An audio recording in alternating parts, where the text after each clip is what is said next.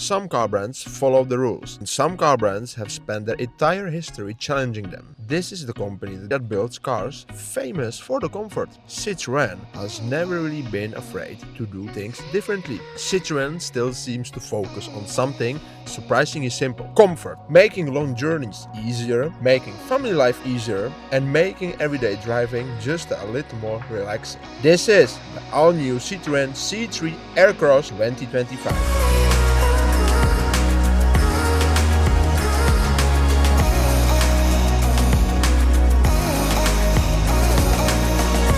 And today we are finding out whether that Citroën philosophy still exists in 2026. This is the second generation Citroen C3 AirCross. This thing is way different than the older one. It's larger, way more practical, and aimed directly at the growing families. And the biggest change is actually underneath. The C3 AirCross sits on the new Stellantis smart car platform, which is really nice because this platform supports petrol cars like this one, hybrid cars, and even full EV cars. But the most important thing is, no matter which engine you choose, the most of the car actually still is being the same.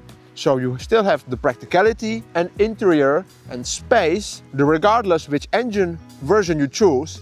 The basic package remains still the same, a family-focused practical crossover. The design has changed dramatically.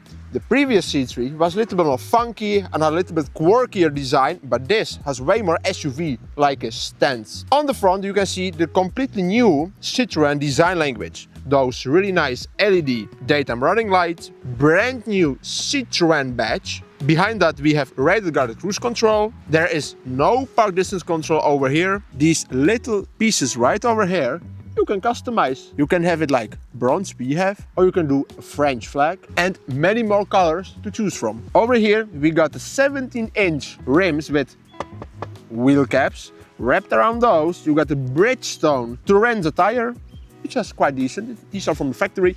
Behind the front wheels we got single piston brake caliper, disc brakes, at the rear drum brakes. So let's test the door shutting sound. The front door, a little bit more sound deadening Citroën would be nicer. Rear door sounds actually pretty same like the front door, and you can see it started raining because we're in Holland, so it will be a wet video. At the rear we got nice LED headlights, the brand new Citroën badge, which is the new logo, AirCross over here so you know which C3 you have, the regular one or the AirCross, C3 badge, your reverse view camera, park distance control. Let's go into the boot space. Because it's 4.4 meters long, it has actually pretty amount of boot space. Like this, you got 500 liters boot space, but if you just drop your floor, you remove the parcel shelf, like this. Citroën bros. This should have been easier, I think. Oh my, and you just drop your rear bench down, then you got up to 1800 liters. And that's actually a lot for category of this car. You can even option a 7-seater. But if you option the 7-seater, then your boot space will be actually so small that you will maybe fit like a MacBook Pro in it, and that's it. All right. And you can see it. What? How do you do this? Because it doesn't fit. No, I try my best over here, but how have they designed this? I mean, that's incredible. We're almost there.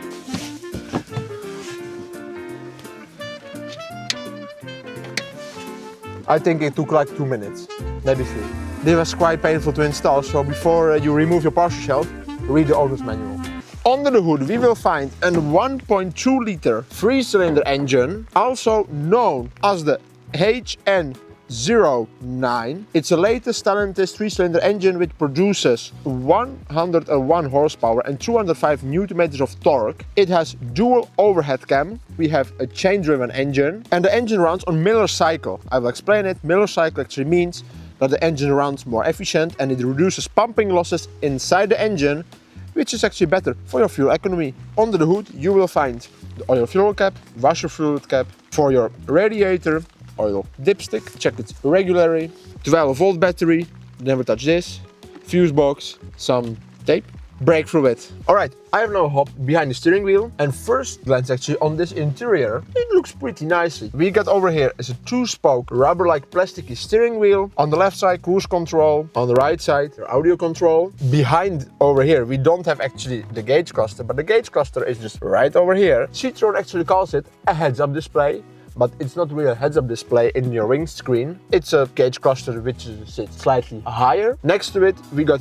10.25-inch infotainment screen with wireless CarPlay and Android Auto. Below the screen, you got 2 vents which are manually controlled, and they feel really nice. Below this, you get your climate control. I really like that Citroen has actually kept the buttons. USB-C port right over here.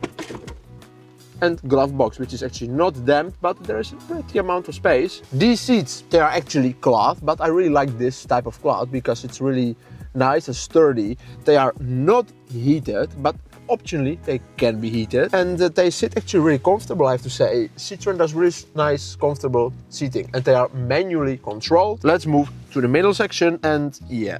No armrest, just a 12-volt socket right over here. Manual handbrake. Again, really nice place actually to put my old iPhone. I can put it right over here, or can put it even in this cubby, which optionally can be a wireless charger. 2 cup holders. They fit the Dopper, I have to say, quite nicely. And the 6-speed El Manuel in this car does make actually a lot of sense. And even if you choose for the automatic, this middle console looks actually way more modern with your automatic lever actually, which has some buttons. It gives the car way more upscale look. Something really funny, in the doors we have on the passenger door, have fun and be cool on the driver's door, which are some nice little emblems, which I really like. And even here, you can see a heritage of a Citroen. I have now hopped in the back seat, and you can see with my 1.81 meters, I have enough space, enough knee space, enough head space. I mean, this is really amazing because I already said car is 4.4 meters long, so the wheelbase is also really long, so you can stretch out like amazingly over here. At the back we got, again, those really nice be happy and feel good badges. I really like this Citroen, well done. We got no armrest. We got ISOFIX, 2 USB-C charging ports, and the rear windows go almost all the way down, so you can wave at your grandma. We have even 2 pockets at the rear of the seats, and even 2 holders for your phone, which is quite nice. Okay guys, let's take the Citroen C3 AirCross for a quick spin. Immediately we have to talk about the comfort, because this car is purely made for comfort. We have MacPherson strut front suspension, and we have torsion beam at the rear. We have just regular dampers. They are Citroen regular dampers. Citroen calls them Citroen Advanced Damping. What they actually have is fluid-filled bump stops, so your car does not actually come to a hard crash on the full compression. That means speed bumps, which you can take quite faster with this car because it's an SUV, it's slightly higher. They are not gonna go through your interior and into your cabin so harsh actually. That's something they have done really well. The suspension is tuned really well. You don't have drive modes or stuff like that. It is just one setting. So I have to say they have really made this quite well. So bumping wise and suspension wise, it's comfortable. Even those seats, they are really comfortable. You can, I think, do some long driving on it. They are not heated, they are quite breathable. So that's also really nice. And how does the steering wheel feel? I have to say it feels pretty sporty because it's small, so you can turn it quite easily. It's just 2-spoke. You have to get a little bit used to the steering wheel, but when you get used to it, it's really light. The input is really light. It's not heated, but I have to say it feels quite nice in my hand. Your thumbs fit here actually as well quite good. The steering input is really nice. And on the left side of the steering wheel, you have your cruise control with the mode button. You can press it, turn it on like this, and then it does this. If you press this plus button, then it will follow the car in front of you. And I have to say it does the trick pretty nicely. With the minus button you can decrease the speed, with the plus button you can increase it, with the pause button you can pause it. Infotainment wise, it's really simple. I mean, this is your home screen, Apple CarPlay, music screen. Apple CarPlay just left the game, I have to say that.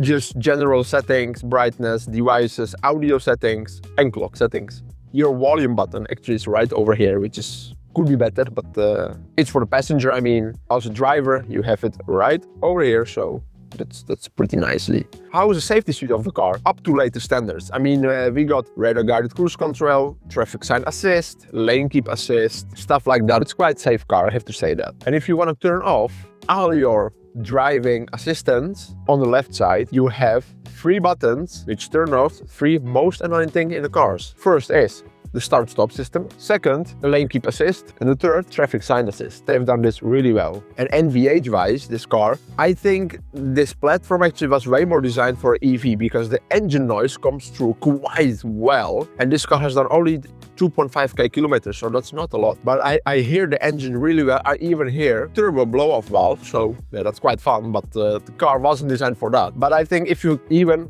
get the EV, then you get a really nice NVH because those side mirrors does make lots of noise. The tire noise is, I have to say, quite good for this car. Only the engine I hear a lot, and you can even feel it. We have tested already our test drives on it. It is a 6-speaker system, bass system. We give it a D tier.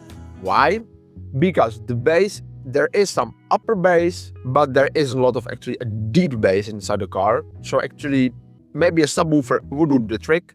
The mids come through quite well, and I have to say the sound stage is pretty high, but everything starts actually to blending together. Instrumental separation and voice separation is also not so good. A D tier. And let's talk now the powertrain. I would not recommend actually to go for this exactly engine and transmission specification, because you can get this car even as a hybrid, which gives you 145 horsepower, or even an EV. And I would actually recommend to go for the hybrid or the EV. I already mentioned that this transmission doesn't make actually a lot of sense in this car. And that's because the whole car is actually aimed to be a family car and to be a comfortable car. And in my opinion, this transmission takes a lot of the comfortness out of it. The clutch feeling is a little bit, I have to say, a little bit off. There is not a lot of mechanical feeling in the clutch. And something else, you don't have a tachometer. You are driving a manual without a tachometer. It can be quite challenging. Ownership-wise, I mean, you have enough space for all your goodies if you're a family. And Citroën even gave you up to 8 years of warranty. That's pretty nice as well. And where does actually the Citroën C3 fit in? I mean, if you are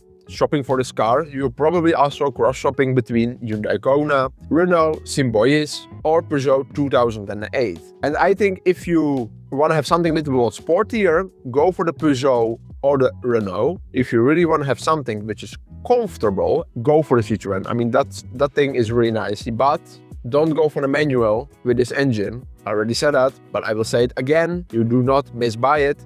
Go for the hybrid with the automatic or the EV.